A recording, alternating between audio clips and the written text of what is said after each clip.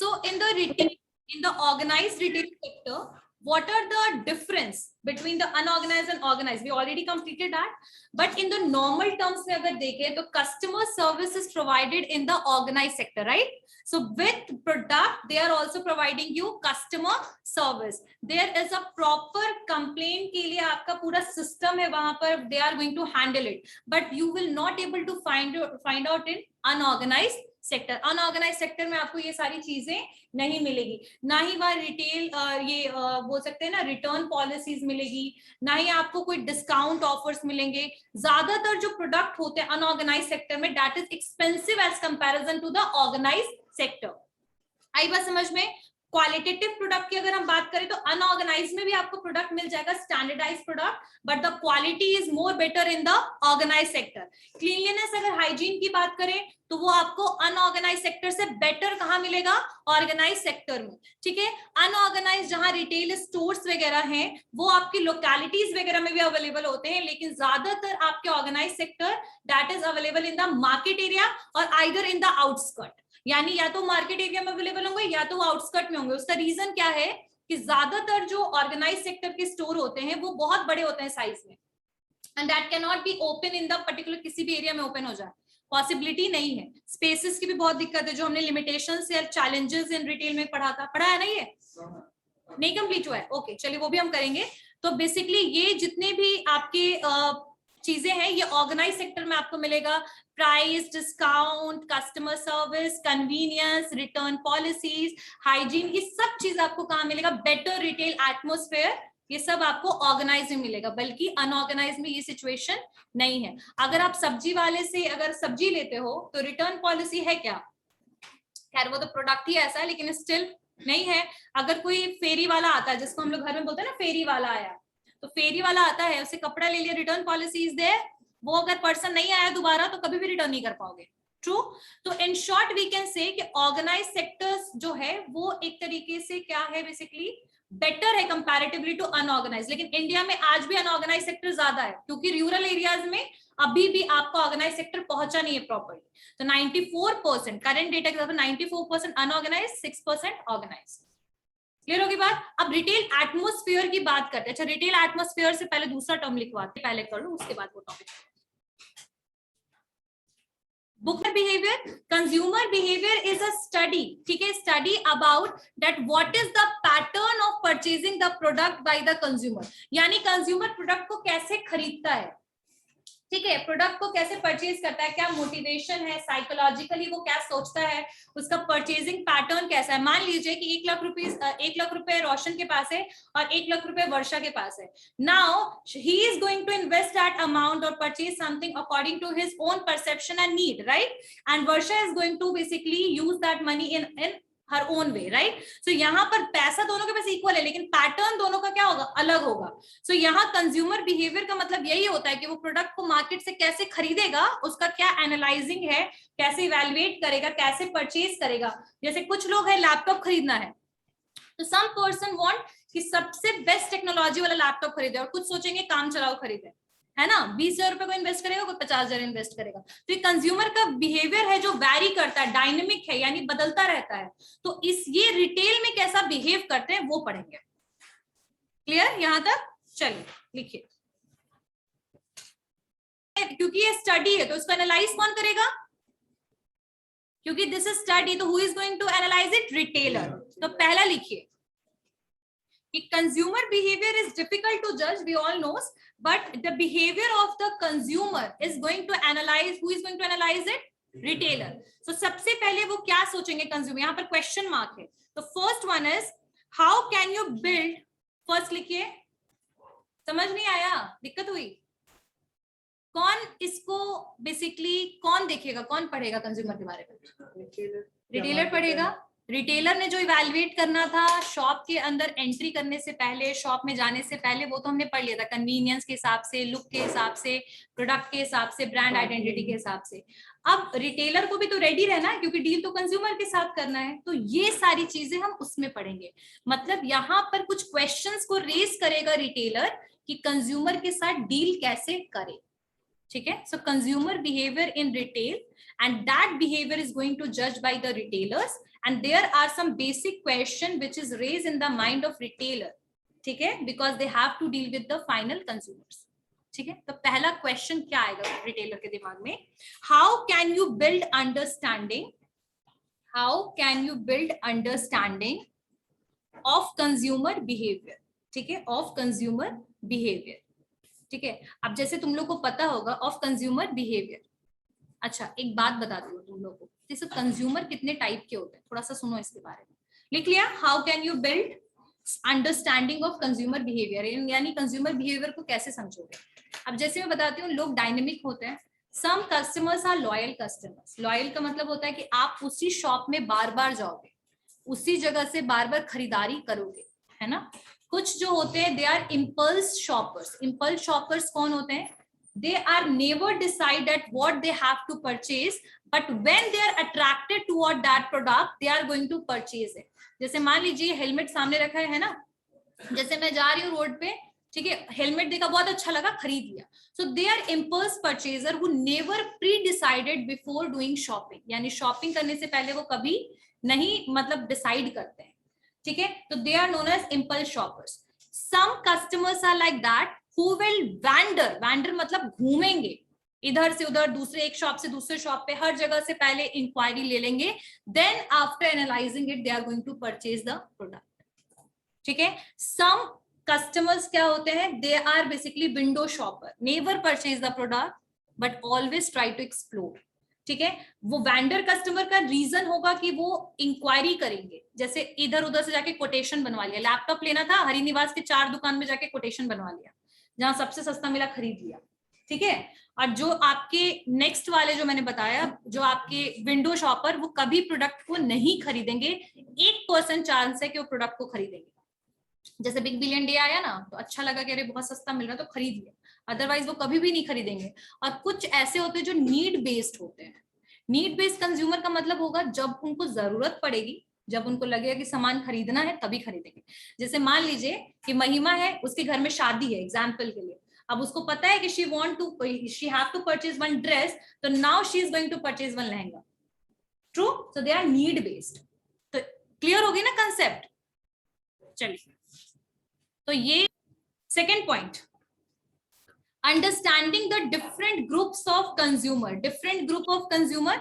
अब यहाँ different group of consumer का मतलब, एक तो कंज्यूमर अलग अलग टाइप के होते हैं और कंज्यूमर का बिहेवियर अलग अलग टाइप का होता है. अब जैसे मान लो कि मैं हूं, मैं बहुत ही, मेरा ना कॉग्निटिव डिसोनेंस वाला सिचुएशन है, यानी कि मैं इतनी जल्दी कंफ्यूज हो जाऊंगी, बहुत सारे प्रोडक्ट्स देखूंगी, कंफ्यूज हो जाऊंगी, खरीद ही नहीं पाऊंगी प्रोडक्ट को.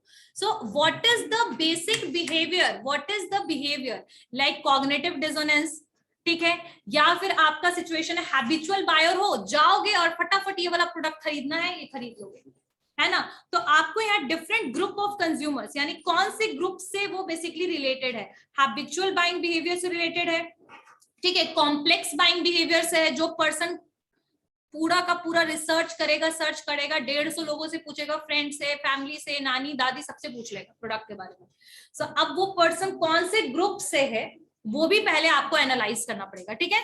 नेक्स्ट पॉइंट, अब इस ये जो है ना, ये पूरा seeking, variety seeking consumer behaviour. C का मतलब होता है कॉम्प्लेक्स बाइंग बिहेवियर, डी से होता है डिसोनेंस रिड्यूसिंग बाइंग बिहेवियर, और एस से होता है हैबिचुअल बाइंग बिहेवियर. तो ये टाइप के आपके buying behaviour, I think MM में आपने भी पढ़ा होगा, फर्स्ट सेमेस्टर में पढ़ा था, है ना. तो यहाँ पर कौन से ग्रुप का वो कंज्यूमर है, पहले उसको भी आपको एनालाइज करना पड़ेगा.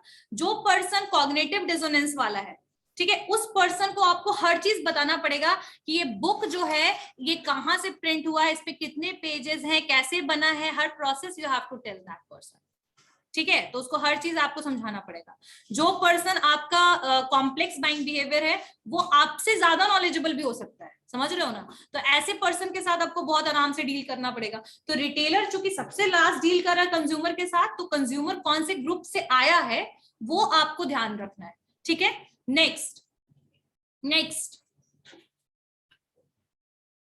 what is the customer's perception toward the retail shopping? What is the customer's perception? What is the customer perception towards retail shopping? Towards retail shopping. यानी कि वो प्रोडक्ट जो है वो क्यों खरीद रहा है रिटेल स्टोर से, उसका परसेप्शन क्या है। जैसे मान लीजिए कि मैं कोई रिटेल सेक्टर में गई, जैसे मान लो कि मैं मैकडी में गई खाने के लिए, तो मेरा रीजन क्या है वहां से फूड खाने का। परसेप्शन का मतलब क्या होता है, आपकी थिंकिंग क्या है वहां के प्रोडक्ट से रिलेटेड। मेरा थिंकिंग ये है कि वहां का बर्गर का टेस्ट मुझे और कहीं नहीं मिलेगा। It might be possible. So what is the perception? Why consumers are visiting your place? What is the reason behind it? इसको भी समझना किसके लिए जरूरी है, रिटेलर के लिए। ठीक है, अगर कंज्यूमर को आपके यहाँ का टेस्ट अच्छा लग रहा है प्रोडक्ट का, खाने पीने इडेबल आइटम्स का, तभी तो वो आके ले रहा है ना दोबारा से, है ना, ट्रू। तो व्हाट इज द परसेप्शन, और परसेप्शन को समझने के लिए what we can do, we can use the feedback concept, like we can take the feedback from the customer about the various product. True? आई बात समझ में। Next point, buying motives of consumer, buying motives of consumer from particular store, buying motives of consumer from particular store, buying motive of customers या consumer from particular store, यानी उसी particular store से consumer क्यों product खरीद रहा है, उसका क्या रीजन है। तो उसका रीजन तो इवैल्यूएशन वाले में पता ही चल गया होगा। कन्वीनियंस हो सकता है, एक जगह पे मल्टीपल वेराइटीज मिल रहा है, क्वालिटेटिव प्रोडक्ट मिल रहा है, ठीक है, हाइजीनिक प्रोडक्ट, जो भी बहुत सारे वेरियस रीजंस हो सकते हैं, सस्ता मिल रहा है, डिस्काउंटेड प्रोडक्ट मिल रहा है। तो उसका बाइंग मोटिव क्या है, वो क्यों आपके यहाँ से प्रोडक्ट को स्पेशली खरीदना चाहता है। तो परसेप्शन आपके प्रोडक्ट के लिए थिंकिंग क्या है, और आपके स्टोर में आने का उसका रीजन क्या है, प्रोडक्ट खरीदने के लिए, लेकिन उसका रीजन हो सकता है डिस्काउंटेड रेट, कम पैसा में वो प्रोडक्ट आपको प्रोवाइड कर रहा है। ठीक है, it is related with somehow, buying motive is related with perception, perception से ही वो रिलेटेड होता है। इन्होंने अलग अलग कर दिया है इसलिए मैं बता दूं। नेक्स्ट है आपका, what are the various factors which is affecting the consumers. What are the various factors, factors में कौन कौन सा आ जाएगा आपका, डेमोग्राफिक फैक्टर। डेमोग्राफिक पता है क्या होता है, age, income, gender, occupation, right? So basically demographic factor या social factor, social factor like family background कैसा है, culture आपका कैसा है, ठीक है। So ये होगा आपका social में। और next one is वही social and cultural factor same ही है, demographic and social cultural factors। Cultural factors का मतलब क्या होगा, जो आपका कल्चर है, वो आपका जो फेथ है, बिलीफ है, ठीक है, जो आपका जो भी आप अपने मतलब बोलते वर्शिप जो करते हैं, आपका रिलीजन जो हो गया, ठीक है। सो यहाँ पर सोशल एंड कल्चर फैक्टर और डेमोग्राफिक फैक्टर, क्या क्या ऐसे फैक्टर्स हैं जो कस्टमर को इफेक्ट करते हैं, ठीक है। हाँ, ऐसे तो बहुत सारे हैं इसमें, आपको साइकोग्राफिक फैक्टर भी है। नहीं, वो जो आप बता रहे हो ना, वो सेगमेंटेशन में आता है, जियोग्राफिकल, बिहेवियरल, साइकोग्राफिक और आपका ये geographic, demographic, psychographic, behavioural. Socio factor जो है वो उसमें नहीं आता सेगमेंटेशन में। सोशियो फैक्टर आपका सोशली फैक्टर तो है, सोशल फैक्टर तो सोशल फैक्टर। क्लियर होगी बात, यहां तक समझ में आया सबको। Next point, possibilities for continuous, यानी ये सारी चीजें हम कस्टमर को ध्यान में रखते हुए चीजों को देख रहे हैं। एक रिटेलर कस्टमर को एनालाइज करने के लिए सारी चीजों को यूज कर रहा है। Next point is possibilities for continuous, possibilities for continuous improvement and better retail and better retail service quality and better retail service quality, ठीक है। यानी कि आप किस तरीके से सर्विस को अपने इंप्रूव कर सकते हो, बेटर क्वालिटी प्रोवाइड कर सकते हो, किसको, कस्टमर को। और कस्टमर को अगर आप बेटर क्वालिटी दोगे तो कस्टमर सेटिस्फैक्शन क्या होगा, इंक्रीज होगा, और रेगुलर विजिट और रेगुलर सेल होगा आपके प्रोडक्ट का, राइट। सो बेसिकली ये सारे जो फैक्टर्स हैं, ये कंज्यूमर का बिहेवियर जो हम एनालाइज करता है, कौन, retailer, for what, for basically increasing sale, for increasing brand identity, ठीक है, for understanding the consumer, for improving the quality of services. इन सब चीजों के लिए क्या करता है रिटेलर, एनालाइज करता है कंज्यूमर के बिहेवियर को इन सारे टर्म्स। आगे बात समझ में। अब रिटेल एटमॉस्फेरिक क्या होता है, रिटेल एटमॉस्फेरिक का मतलब होता है कि रिटेल का एनवायरनमेंट, क्या, रिटेल का एनवायरनमेंट, आप कैसे प्रोडक्ट को प्रोवाइड कर रहे हो कंज्यूमर को, ठीक है। तो वो चीज को समझने के लिए, मतलब वो एनवायरनमेंट हम कैसा दे रहे हैं एक स्टोर में। जैसे कई बार आप किसी ऑर्गेनाइज स्टोर में जाओ, जैसे कल्याण में चले जाओ, कभी जैसे एंट्री करोगे ना, बहुत सोफिस्टिकेटेड वाली फीलिंग आएगी, सही आती है कि नहीं। लेकिन वही अगर अपने घर के बगल वाले किराने स्टोर में जाओ, आती है वही वाली feeling. Why? Because of the changes and difference in the environment. ठीक है, the space they have, the organized things they have, the arrangements they have, the colleagues, the employees they have, right? The way they are talking, the way they are treating, these all are making the difference, right? So यहाँ पर retail atmospheric की अगर हम बात करें तो retail atmospheric लिखो क्या है. Atmospheric से क्या होगा? What will happen through the atmosphere? Basically, that is helpful for increasing the sales, for basically satisfaction of the customers. ये सारी चीजें घूम फिर के आएंगी. अच्छा, एक और चीज मैं आप लोगों को बताऊंगी. Atmospheric. रिटेल एटमोस्फेयर लिखे या स्टोर एटमोस्फेयर भी इसको हम कह सकते हैं. रिटेल एटमोस्फेयर या store atmosphere, it consist the two things, that is exterior and interiors of the store. यानी स्टोर के बाहर का लुक और स्टोर के अंदर का लुक, दोनों चीज को ये क्या करेगा, कंसिस्ट करेगा. It consist the both interior and exterior, ठीक है, of the stores. Basically it is designed, ऐसा डिजाइन किया जाता है कि कंज्यूमर अपने आप अट्रैक्ट हो जाए आपके स्टोर की तरफ. तो इसमें लिखे दिस कंस्टिट्यूट्स स्टोर, या रिटेल एटमोस्फेरिक में लिखे दिस कॉन्स्टिट्यूट्स मतलब ये इसके अंदर इंक्लूडेड है. This constitutes the exteriors and interiors of the stores and the interiors of the stores and the manner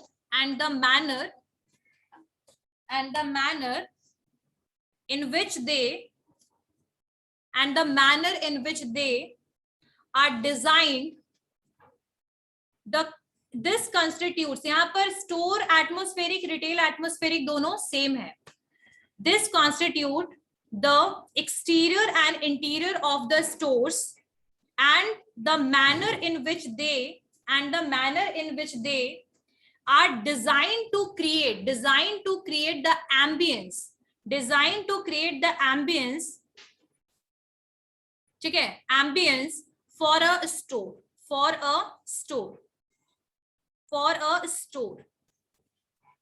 अब एटमोस्फेरिक का मतलब यह है कि बेसिकली हम ऐसा एटमोस्फेयर क्रिएट कर रहे हैं, ये ऐसा प्रोसेस है जहां पर एक फिजिकल रिटेल स्टोर जो है वो अपने आप में एडवर्टाइज करेगा, कस्टमर को अट्रैक्ट करेगा शॉप में एंट्री करने के लिए. ठीक है, no doubt somehow we are. What are the basically attributes, कौन कौन से एट्रीब्यूट्स हैं बेसिकली जो कंट्रीब्यूट करते हैं स्टोर के एटमोस्फेयर के लिए. तो फर्स्ट वन इज लाइटिंग. लिखिए, store atmosphere is influenced by attributes such as lighting. Light मतलब ये जितने भी लाइट्स लगे हुए हैं ये सारे आपने देखा होगा कि ऑर्गेनाइज्ड रिटेल स्टोर में बहुत बेटर लाइट्स रहते हैं ना. खास करके आप एपेरल वाले स्टोर में देखना, जो भी मैक्स पैंटालून्स ये सब में, वहां पर जो लाइट रहेगा ना उसमें आपको कोई भी dress if you will carry, if you want, वो अच्छा लगता है. ट्रू, सोफिस्टिकेटेड लाइट सिस्टम हमेशा उनके स्टोर में रहेगा. तो एक तो होगा लाइटिंग, ठीक है, उससे एटमोस्फेयर को क्रिएट करते हैं. सेकेंड लिखिए layout. What is the meaning of layout? The designing they have, ठीक है, the design they have. Like अगर सीलिंग देखो तो बहुत बेटर तरीके से डिजाइन रहेगा, वॉल प्रॉपरली डिजाइन रहेगा. ठीक है, नेक्स्ट लिखिए. और उसके अलावा आपने देखा होगा साइनेज वगैरह की भी सुविधा, मॉल वगैरह में कई बार साइनेज की भी सुविधा आपको दी जाएगी. यानी कि दिस यहाँ पर वॉशरूम है, यहाँ पर ये स्टोर है, फर्स्ट वाले जो आपके जो फर्स्ट फ्लोर है उसमें ये स्टोर्स हैं, तो उसका एक प्रॉपरली मैप सिस्टम भी आपको ऑर्गेनाइज सेक्टर में मिलेगा, है ना. Next one, third point, presentation of merchandise. What is the meaning of merchandise? जिसको सेल करने के लिए बेसिकली हम रखते हैं तो उसको हम कहते हैं मर्केंडाइज. जैसे क्लोथ्स हैं, तो जैसे आप किसी स्टोर में जाना तो किस तरीके से उन्होंने अरेंज कर रखा होगा, राउंड वाले बेसिकली आपने देखा होगा एक रैक में रखा रहेगा, कुछ राउंड रखा रहेगा, कुछ डमीज पहनी रहती है, मैनिक्वीन्स जिनको हम कहते हैं वो पहनी रहेगी, है ना. प्रॉपरली आपको चेंजिंग रूम एंड ये सारी चीजें अवेलेबल होंगी. ठीक है, तो मर्केंडाइज को आप कैसे रिप्रेजेंट कर रहे हो और वो कितना अट्रैक्टिव आपको दिख रहा है वो भी मैटर करता है. वो भी एक बेसिकली क्या बनाता है, एक एम्बियंस, एक एटमोस्फेयर को क्रिएट करता है. Arrangement of merchandise. Unorganise sector में देखना कोई चीज प्रॉपरली विजिबल नहीं होगा. अगर किराने वाले स्टोर में चले जाए तो भाई चावल कहां से निकाल के दे रहा है वो भी नहीं दिखेगा दूर से. True, but that is not going to happen in the organized sector. We are able to see each and every product properly. Even we can also analyze the quality of that. True. तो यहाँ पर आप देखो arrangement merchandise का कैसे, वो भी matter करता है. तो लिखिए थर्ड पॉइंट, प्रेजेंटेशन और अरेंजमेंट ऑफ मर्केंडाइज. क्लियर हो गई बात? समझ में आया Rishant? Next point, fixtures, furniture and fixtures. ठीक है, फर्नीचर एंड फिक्सचर्स का मतलब ये है कि आपने सिटिंग अरेंजमेंट कैसे रखा है. लेकिन जो सिटिंग अरेंजमेंट की सुविधा होती है, वेटिंग रूम और ये सब की जो सुविधा होती है, ज्यादातर आपको दिखेगा सर्विस सेक्टर में दिखेगा, रिटेल में कम, सर्विस में ज्यादा दिखेगा. ठीक है, और आपने देखा होगा कि जहां पर जैसे शूज या फिर जो आपके सैंडल वगैरह और जो आपके फुटवेयर्स होते हैं, वहां पर सिटिंग अरेंजमेंट आप देखो प्रॉपर्ली होगा. अगर आप ज्वेलरी शॉप में जाओगे, स्टोर में जाओगे, वहां पर क्योंकि आप वो सारी चीजें आराम से टाइम लेकर के हम देखते हैं, है ना. और शूज को तो जब तक ट्राई नहीं करेंगे पता ही नहीं लगेगा कि पैर में आएगा कि, तो बैठने की सुविधा तो होनी चाहिए. सो फर्नीचर कैसे अरेंज है वो भी मैटर करता है, वो भी एम्बियंस को क्रिएट करता है. ऐसा ना हो कि बीच में रख दिया जहां पर सीढ़ियां वहीं पर, फिर क्या होगा. Covering, floor covering. Floor covering यानी फ्लोर जो है वो किस तरीके से बना हुआ है. ठीक है, हर जगह पे प्रॉपर्ली कारपेट है या नहीं, ये सब सारी चीजें मैटर करेगा. Floor covering. Then the colours they are using there. Colours concept कैसे उन्होंने रिटेल स्टोर में यूज किया हुआ है, कलर कंसेप्ट. अच्छा ये सब छोड़ो, ये तुम लोगों ने देखा होगा कि जैसे क्रिसमस आने वाला है तो लाइक बहुत सारे स्टोर को वो डेकोरेट भी करेंगे. So decoration can also be the part of the retail atmosphere. Like why they are basically decorating that, because they want to show the theme of the Christmas, है ना. तो आपने देखा होगा अब बहुत सारी जगह पे जो नॉर्मल ऑर्गेनाइज नहीं है, सेमी ऑर्गेनाइज सेक्टर है, वहां देखिएगा अभी सावन था ना, तो साड़ी और जो कपड़े थे सब ग्रीन कलर का उन्होंने सजा दिया था. True. So this is something related with the decoration of shop, decoration of store also comes under the retail atmosphere. ठीक है, चलिए नेक्स्ट देखिए, साउंड्स. अच्छा जो भी अगर आप नोटिस करना कि जो ऑर्गेनाइज स्टोर होता है वहां पर लाइट म्यूजिक बजता रहेगा, नॉट धम धुम धम, वो भी बजता है, लेकिन दैट्स डिपेंड कि वहां पर स्टोर में कौन से प्रोडक्ट को सेल किया जा रहा है. जैसे कि वैसे होते हैं ना स्टोर जहां पर बेसिकली जीन्स वगैरह सेल किया जाता है, वैसे जगह पे आप देखना थोड़ा सा म्यूजिक लाउड हो सकता है, लेकिन फैमिली रिलेटेड जो स्टोर्स होते हैं वहां पर हमेशा लाइट म्यूजिक बजता रहेगा. ठीक है, और आप ये भी देखना वहां एयर प्यूरिफायर को बहुत यूज किया जाता है. लाइक ऑडोर वाली सिचुएशन ही होगी, हमेशा एक बोल सकते हैं ना कि एक रिलीविंग स्मेल भी आता रहता है स्टोर में, तो that is also comes under the retail atmosphere. Clear हो गई बात? नेक्स्ट वन साउंड्स लिख लिया तुम लोगों ने. नेक्स्ट लिखिए dress and behaviour of sales and service personnel. Dress and behavior of sales and service personnel. PERSONNEL. ठीक है, तो यहाँ पर जो पर्सन होंगे जो बेसिकली प्रोडक्ट को सेल करने के लिए, जो सेल्स रिप्रेजेंटेटिव है, उनका ड्रेस कोड क्या है. ठीक है, हल्दीराम में देखा है ड्रेस कोड क्या है, रेड कलर का रहता है. जोमैटो का रेड रहता है. अच्छा, और डोमिनोज का ब्लू रहता है. तो basically we are able to understand, वो उनके ड्रेस को भी देख के समझ आ जाएगा कि ये बेसिकली सेल्स रिप्रेजेंटेटिव हैं जो आपकी हेल्प करने के लिए है. The way they are speaking with you, that also make the proper retail atmosphere. Clear होगी बात? तो these are the attributes who are contributing for making a proper retail atmosphere. Done? समझ में आया? Merchandise, selection of merchandise within retail stores. Selection of merchandise within retail stores. यानी कि retail store के within हम कैसे प्रोडक्ट को जो है वो खरीदेंगे, परचेज करेंगे. ठीक है,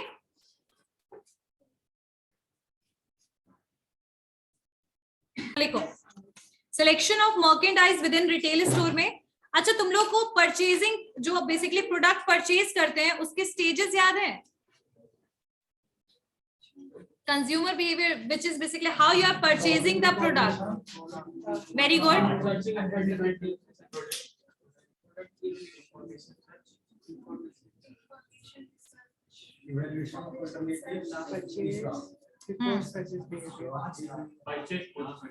सबसे पहले देखो, हाँ सबसे फर्स्ट पॉइंट जो था दैट इज प्रॉब्लम रिकॉग्निशन और नीड रिकॉग्निशन, ठीक है, बोथ आर सेम, ठीक है, रिकॉग्नाइज करना यानी कि पहचानना, ठीक है। सेकंड स्टेप क्या था, इंफॉर्मेशन सर्च, यानी इंफॉर्मेशन को हम एनालाइज करेंगे, इंफॉर्मेशन सर्च करेंगे।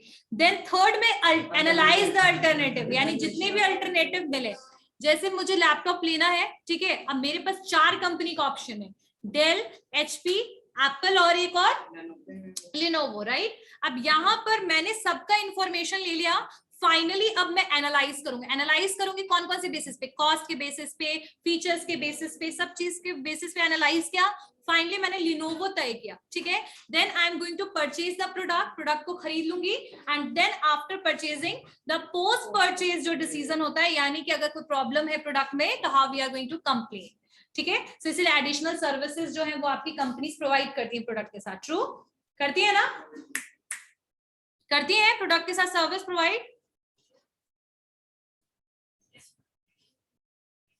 ठीक है। तो यहाँ पर ये तो हो गया आपका एक नॉर्मल प्रोसेस, नॉर्मल प्रोडक्ट को परचेज करने का process by consumer. But retail store में कैसे कंज्यूमर प्रोडक्ट को परचेज करेंगे, तो सबसे पहली बात तो याद रखना कि ज्यादातर रिटेल स्टोर में जाने से पहले हमने पहले प्लान किया रहता है कि हमें क्या क्या प्रोडक्ट खरीदना है, बट स्टिल यहाँ पर एक सिस्टम है दैट इज नीड रिकॉग्निशन। लिखिए, सिलेक्शन ऑफ मर्केंडाइज यानी प्रोडक्ट। अच्छा ये भी चीज होता है कि कई बार हमें एक आइटम लेना होता है और हम सोच के जाते हैं, और मल्टीपल आइटम जब नीड वहां जाते हैं तो ये भी मन करता है खरीद ले, इसकी भी जरूरत है, इसकी भी जरूरत है, इसकी भी जरूरत है। तो नीड रिकॉग्नाइज, जैसे रिटेल स्टोर में पहुंचेंगे जरूरत के हिसाब से देखेंगे प्रोडक्ट को, need recognise. First selection of merchandise within retail store, लिख लिया, नीड रिकॉग्निशन। सेकेंड लिखिए, search for information about product, search for information about products, ठीक है। नेक्स्ट वन, अब हमने यहाँ पर प्रोडक्ट का क्या निकाल लिया, इंफॉर्मेशन। अब लेकिन इंफॉर्मेशन के लिए या तो हम इंटरनेट का यूज करेंगे, यानी सोशल मीडिया और जो भी आपके गूगल वगैरह पे पड़ा वो देखेंगे, या तो उस प्रोडक्ट को हम देख लेंगे, जैसे उसके एक्सपायरी डेट कब का बना है, कहाँ से बना है, like this kind of thing, ठीक है। सो उसका डिस्क्रिप्शन और उसके नॉलेज को, मतलब बेसिकली इंफॉर्मेशन को एक्वायर करने की कोशिश करेंगे। थर्ड, उसके अलावा फिर हम उस स्टोर जहां पर हम प्रेजेंट हैं उसके लेआउट को और थोड़ा सा एक्सटीरियर देखेंगे जहां पर प्रोडक्ट खरीद रहे हैं। खैर इसका यूटिलाइजेशन नहीं है, फिर भी लिखा हुआ है, थर्ड पॉइंट में लिखिए, display of products, overall layout of stores, ठीक है। नीड रिकॉग्निशन यानी एक बार स्टोर में चले गए, नीड जो भी है उस हिसाब से देखा प्रोडक्ट को, इंफॉर्मेशन गैदर किया, फिर स्टोर जिस स्टोर से ले रहे हैं प्रोडक्ट को उसको पहले ध्यान देंगे। खैर ये दोनों मुझे लगता है इन दोनों में लिख लो, ये ना मुझे ऐसा लग रहा है कि तुम लोग confuse. First point, need recognition and search for information about product, ये दोनों जो है इसको लिखो before entering in the store, bracket में करके लिख लिया। अब थर्ड, कहां से इस प्रोडक्ट को खरीदना है, वहां से शुरुआत होगी एनालाइज करने की रिटेल स्टोर की। लिखिए, display of products, overall layout of stores, ठीक है, ओवरऑल लेआउट ऑफ स्टोर। अब जैसे मान लीजिए कि मेरे पास है कि मुझे ग्रोसरी आइटम खरीदना है, मैंने सर्च कर लिया, सबसे ज्यादा अच्छा ऑफर वगैरह मुझे मिल रहा है बिग बाजार में, जाऊंगी मैं वहीं, ठीक है। लेकिन उसके बाद मैं एंट्री कर गई वहां पर, मैंने वहां का स्टोर का लेआउट देखा, सब कुछ एक्सटीरियर वगैरह देखा, ठीक है। उसके अलावा फिर मैंने नेक्स्ट पॉइंट क्या देखा था, सेल्स पर्सन का बिहेवियर क्या है। तो फोर्थ लिखिए, बिहेवियर ऑफ सेल्स पर्सन, यानी जो पर्सन से आप प्रोडक्ट खरीद रहे हो वो डील कैसे कर रहा है आपके साथ, ठीक है। Behaviour of sales person, behaviour of sales person, वो आपको बेसिकली अटेंड कर रहा है या नहीं, आपके कंसर्न दिखा रहा है या नहीं, ये बहुत ज्यादा मैटर करता है ऑर्गेनाइज्ड रिटेल में, मैं पहले बता दूं, ठीक है। तो fourth point is behaviour of sales person. पहले वाला पॉइंट को भूल जाओ, बस पहले का 2 पॉइंट याद रखो, पहले वाले जो स्टेप्स याद किए थे उससे सिर्फ 2 पॉइंट अभी याद रखो। First, need recognition, second, information search. उसके अलावा थर्ड पॉइंट से हम रिटेल को एनालाइज करेंगे, रिटेल स्टोर का लेआउट कैसा है, ठीक है। उसके बाद वहां के जो सेल्स पर्सन है वो कैसा आपके साथ बिहेव कर रहे हैं। फिफ्थ पॉइंट में लिखिए, product selection, price, quality, brand. Product selection, price, quality, brand. Product selection, price, quality, brand. अब जैसे मैंने ग्रोसरी आइटम का लिस्ट बनाया था, तो उसमें मान लीजिए बेसन है, ठीक है ना। अब वो उसकी तो वेराइटीज वहां प्रेजेंट होगी रिटेल स्टोर में, मतलब मल्टीपल ब्रांड के प्रोडक्ट हो सकते हैं। ज्यादातर डिपार्टमेंटल स्टोर या ये सॉरी सुपर मार्केट्स में और हाइपर मार्केट्स में आपको एक प्रोडक्ट के वेराइटीज मिल जाएंगे। छोटे मोटे रिटेल स्टोर में भले जाओगे तो एक ही कंपनी मिलेगा, फॉर्चून का बेसन, ठीक है, या नीलकमल का, पटना में नीलकमल का बेसन, है ना। लेकिन रिटेल में आपको वेराइटीज मिलेंगे और आपको नेशनल ब्रांड के आपको प्रोडक्ट्स भी मिलेंगे, सिर्फ रीजनल के नहीं, नेशनल के भी मिलेंगे। तो कौन सा प्रोडक्ट को खरीदना है, उसका क्वालिटी, उसका कॉस्ट क्या है, वो भी हम एनालाइज करेंगे, ठीक है। फिफ्थ पॉइंट क्लियर हो गया। अब कौन सा प्रोडक्ट लेंगे, कौन से ब्रांड का, ये। उसके बाद फिर फाइनली प्रोडक्ट परचेज कर लेंगे और फिर बाद में पोस्ट परचेज इवैल्यूएशन। तो मतलब बीच में 3-4 स्टेप्स जो है वो बढ़ गए। टोटल इसमें है आपका 7 स्टेप्स।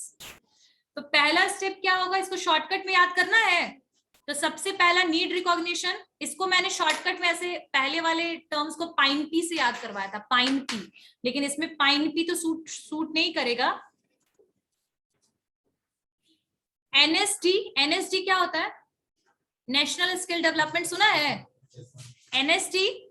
और उसके बाद याद कर लेना बीपी का क्यू, याद हो जाएगा एनएसडी, ठीक है। बी पी का क्यू, मतलब पी 3 टाइम, इसलिए पी का क्यू। एनएसडी से क्या होगा, एनएसडी को ऐसे याद रखना कि एनएसडी सुना है ना तुम लोगों ने वर्ड एनएसडी, ठीक है। तो एनएसडी से याद रखना वो बाकी, तो एनएसडी नेशनल स्किल डेवलपमेंट के लिए यूज होता है एनएसडी। तो आप ऐसे याद रखना एनएसडी और बी और पी का क्यू। तो बीपी याद रहेगा ब्लड प्रेशर, तो NSD blood pressure, Q.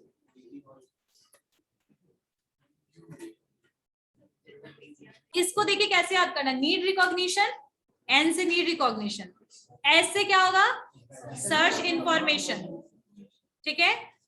D से display of store and display of products, layout and all. फिर बी से बिहेवियर ऑफ सेल्स पर्सन। फिर पी से प्रोडक्ट सिलेक्शन, प्रोडक्ट परचेज, ठीक है, and post purchase evaluation. Clear. किसी का अगर पी में 3 छूटा है तो सबसे पहला जो पी है वो क्या है, product selection, product purchase and post purchase evaluation. Clear हो गया, डन। तो एनएसडी में गए और ब्लड प्रेशर बढ़ गया और क्यू मतलब 3 गुना बढ़ गया।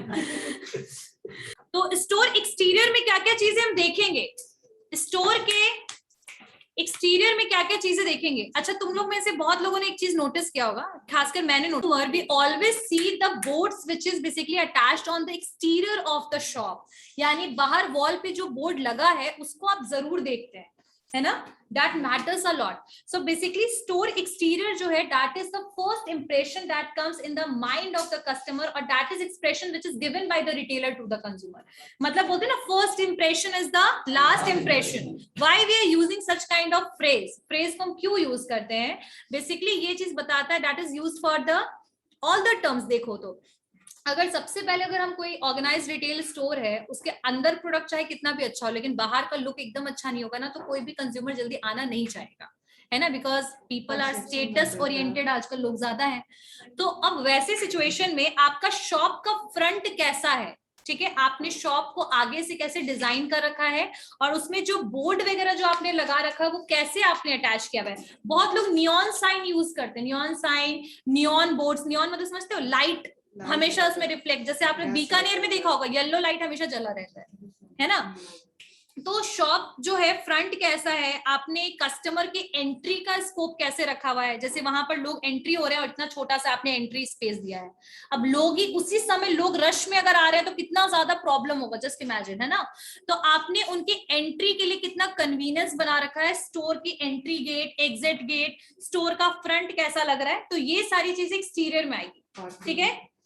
हाँ हाँ बिल्कुल, पार्किंग भी मैटर करता है। साइन बोर्ड, आपने जो साइन लगा रखा है, बोर्ड्स वगैरह जो लगा रखा है शॉप के बाहर या कुछ भी, तो वो कैसे आपने लगाया हुआ है, ठीक है। अगर उसमें से कोई लेटर गिरा हुआ है तो that is going to effect the overall image of the store. अच्छी नहीं करता था उसका ग्रोथ, मतलब लाइक फॉर 5 to 6 month मैंने देखा उसने सेम गाउन पहना हुआ था।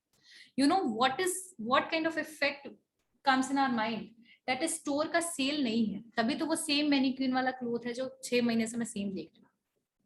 तो मेरा मन होता था भी जाने का, तो मैं जाती नहीं थी। So this is a negativity. If your front look, the presentation is not correct, then definitely no one want to visit in that store. So that will show the negativity of about your store. समझ रहे हो ना, जैसे board का गड़बड़ लगा रहना, light, अगर लाइट वाले बोर्ड से लाइट नहीं जल रहे हैं तो वो भी प्रॉब्लम है। और एकदम ये जो नमन ने बात बोला, सही बात बोला, कि निगेटिविटी की तरफ हमारा माइंड ज्यादा अट्रैक्ट होता है, ठीक है। अगर कोई चीज ब्यूटीफुल हो तो एक बार देख करके हम ध्यान हटा सकते हैं, लेकिन अगर कोई चीज अच्छा नहीं लग रहा तो विल सी इट अगेन, यार ये कैसे है। ट्रू, तो that is the basically point. तो यहाँ पर एक्सटीरियर की बात करें तो आर्किटेक्चर, आपकी बिल्डिंग का लुक कैसा है, ठीक है। बिल्डिंग में प्रॉपर पेंट है या नहीं, आर्किटेक्ट मतलब डिजाइनिंग कैसी है आपकी बिल्डिंग की, एक वो हो गया। उसके बाद आपकी बिल्डिंग का हाइट या साइज क्या है जहां पर आपने स्टोर को ओपन कर रखा है। Next one is display window. Display window का मतलब विंडो डिस्प्ले विंडो या विंडो डिस्प्ले क्या है बेसिकली, कि आप कैसे प्रोडक्ट को डिस्प्ले कर रहे हो। जैसे कि आगे में बहुत जगह पे क्या लगा होता है, कांच, ग्लास यूज किया जाता है एक्सटीरियर के लिए, ताकि वो प्रॉपरली वो क्या लगा सके, बेसिकली मैनिक्विन्स लगा सके, ड्रेस वगैरह पहना सके उसमें, है ना। तो बहुत सारे स्टोर में ये चीज होता है कि they are basically using the window display, जहां से वो अपने मर्केंडाइज को शो कर सके। और ये सिर्फ और सिर्फ एपरल और कपड़ों वाली दुकान में नहीं होता है, even this is happening with car में भी, बहुत कार्स में। फिर आपने ज्वेलरी स्टोर में देखो, ज्वेलरी भी बाहर डिस्प्ले किया रहता है। तो मल्टीपल प्रोडक्ट्स में ये टर्म को यूज किया जाता है, विंडो डिस्प्ले, राइट। उसके अलावा सराउंडिंग, जहां आपने स्टोर खोला है उसके आसपास क्या है, जैसे कि यहाँ पर बिग बाजार के आसपास मेजॉरिटी ऑफ ऑर्गेनाइज स्टोर है ना, तनिष्क वनिष्क बहुत सारे स्टोर्स है। तो एक प्रॉपर मार्केट एरिया, यानी सराउंडिंग क्या है, ठीक है। सराउंडिंग यानी कि अवेलेबिलिटी ऑफ स्पेस क्या है, गवर्नमेंट का लॉ वगैरह क्या बना रखा है, लैंडस्केपिंग क्या है, डिजाइनिंग क्या है, ये सब चीज बेसिकली वहां के आसपास के सराउंडिंग में जहां आपने खोल रखा है स्टोर को, वो कैसा है। उसके अलावा विजिबिलिटी, आपका स्टोर दूर से विजिबल है या नहीं, ऐसा ना हो कि आपका स्टोर इतना अंदर है कि वो दिख ही नहीं रहा है, तो विजिबिलिटी मैटर्स, राइट। तो ये सारे क्या आएंगे आपके स्टोर एक्सटीरियर्स में आएंगे। जब हम इंटीरियर में पहुंचेंगे तो यहाँ पर ceiling, lightning, colour, fixture, accessories, sound, जो मैंने आप लोगों को लिखवाया था एट्रीब्यूट्स, बहुत सारे उसमें फिर आ जाएंगे इंटीरियर। मैंने तो एक ही टर्म लिखवा दिया ना, इंटीरियर में ये सारी चीजें आ जाएंगी। जब आप स्टोर के अंदर में एंटर करते हो तब आपका क्या एक्सपीरियंस है, that comes under the store interior and store exterior. कि before entering in the store what we are observing by look of that store, store के लुक से हम क्या ऑब्जर्व करते हैं। आई बात समझ में, मतलब देख करके, जैसे एक स्टोर के सामने खड़े हैं, वो कैसा दिख रहा है, क्या समझ आ रहा है, वो एक तरीके से एक्सटीरियर है। जब एक बार अंदर पहुंच गए फिर क्या वहां पर एक्सपीरियंस करें, क्या फेस करें, that is because of the interior atmosphere. तो यहाँ दोनों एटमोस्फेयर आपका है, interior and exterior, for making the retail atmosphere. Clear हो गई बात। किसी को भी कुछ डाउट है जैसे offline class? See you all in the next class.